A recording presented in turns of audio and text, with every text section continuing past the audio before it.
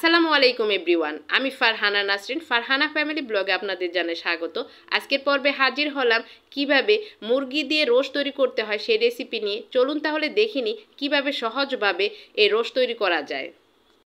Roast তৈরি করার জন্য 5 পিস মুরগির গোস্ত নিয়ে নিয়েছি, আর এই গোস্তগুলোকে আমি রোস্টের মতো করে কেটে নিয়েছি। এখন এগুলাকে সামান্য পরিমাণ লবণ দিয়ে ভালোভাবে মেখে নিচ্ছি। আর এই গোস্তগুলোকে এখন ভেজে নিচ্ছি। চুলাতে একটা ফ্রাই প্যান বসাই, এর মধ্যে পরিমাণ মতো তেল দিয়ে আর এই রোস্টগুলোকে আমি হালকাভাবে লালচে করে ভেজে নিচ্ছি। রোস্ট তৈরি করার জন্য একটা মশলা তৈরি করে নিচ্ছি। একটা বাটিতে হাফ কাপ পরিমাণ টক দই নিয়ে নিলাম, আর 3 টাকা দামের টমেটো সস দিয়ে দিলাম, আর দিয়ে দিচ্ছি এর মধ্যে হাফ চা চামচ পরিমাণ ধনিয়া গুঁড়া, হাফ চা চামচ পরিমাণ গোলমরিচ গুঁড়া, হাফ চা চামচ পরিমাণ জয়ত্রী গুঁড়া, হাফ চা চামচ পরিমাণ জয়ফল গুঁড়া, আর দিয়ে দিচ্ছি হাফ চা চামচ পরিমাণ দারুচিনি গুঁড়া, হাফ চা চামচ পরিমাণ এলাচ গুঁড়া, আর দিয়ে দিচ্ছি হাফ চা চামচ পরিমাণ মরিচের গুঁড়া। এখন এগুলাকে মিশিয়ে নিয়ে এর মধ্যে 1 টেবিল চামচ পরিমাণ আদা বাটা, 1 টেবিল চামচ পরিমাণ রসুন বাটা দিয়ে দিলাম। ভালোভাবে মিশিয়ে নিয়ে এখন এটাকে এক সাইডে সরিয়ে রাখছি। এভাবে মশলা তৈরি করে নিলে রোস্টটা রান্না করতে খুবই সহজ হয়। এখন এক সাইডে সরিয়ে রেখে রোস্ট রান্না করার জন্য চুলাতে একটা হাঁড়ি বসিয়ে এর মধ্যে 1/3 কাপ পরিমাণ রান্নার রেগুলার তেল দিয়ে 2টা দারুচিনি, 2টা এলাচ আর একটা কালো এলাচ আর 3 থেকে 4টি লবঙ্গ দিয়ে হাফ কাপ পরিমাণ কুচানো পেঁয়াজ দিয়ে দিলাম, সামান্য পরিমাণ লবণ দিয়ে দিলাম, দিয়ে ভালোভাবে এগুলাকে ভেজে নিচ্ছি।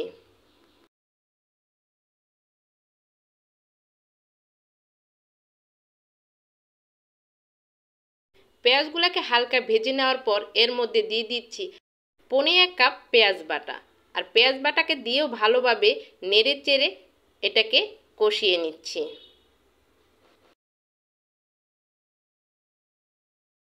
পেঁয়াজ বাটাটা হালকাভাবে কষিয়ে নিয়ে এর মধ্যে সে আগে থেকে তৈরি করে রাখা মশলাটা এখন এর মধ্যে দিয়ে দিচ্ছি।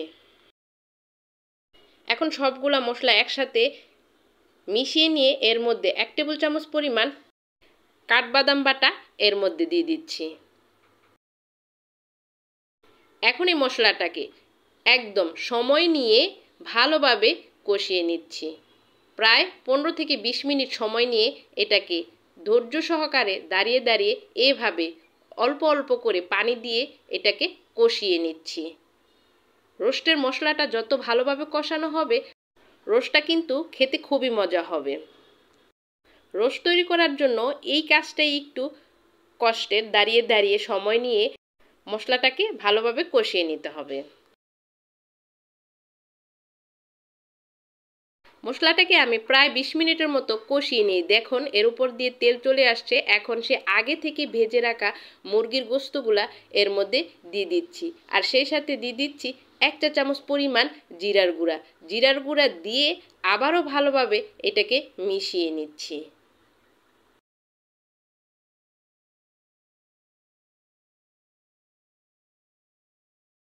এখন এর মধ্যে বলক তোলা গরম পানি পরিমাণ মতো দিয়ে গোস্তটাকে আমি সিদ্ধ করে নিচ্ছি ঢাকনা দিয়ে ঢেকে।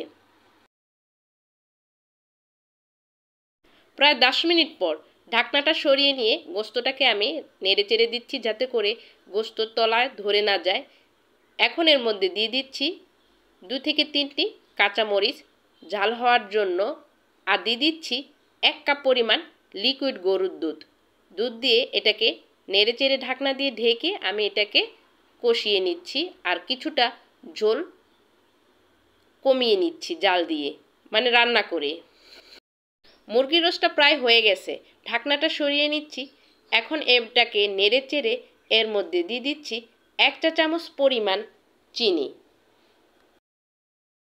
আর সেই সাথে দিয়ে দিচ্ছি সামান্য পরিমাণ কেওড়ার জল আর গোলাপ জল, আর দিয়ে দিচ্ছি স্বাদমতো লবণ, আর দিয়ে দিচ্ছি 1 টেবিল চামচ পরিমাণ ঘি,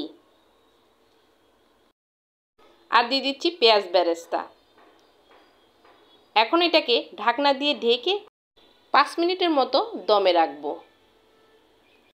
ফিরে আসলাম 5 মিনিট পর। দেখুন তৈরি হয়ে গেল মজাদার মুরগির রোস্ট। আশা করছি আজকের এই রেসিপিটি আপনাদের ভালো লেগেছে। ভালো লাগলে অবশ্যই আমার দেখানো পদ্ধতিতে ঘরে তৈরি করে নিতে পারেন। সবার সুস্বাস্থ্য কামনা করে আজকের মতো এখানে বিদায় নিচ্ছি। আবারও নতুন কোনো রেসিপি নিয়ে হাজির হব। আল্লাহ হাফেজ।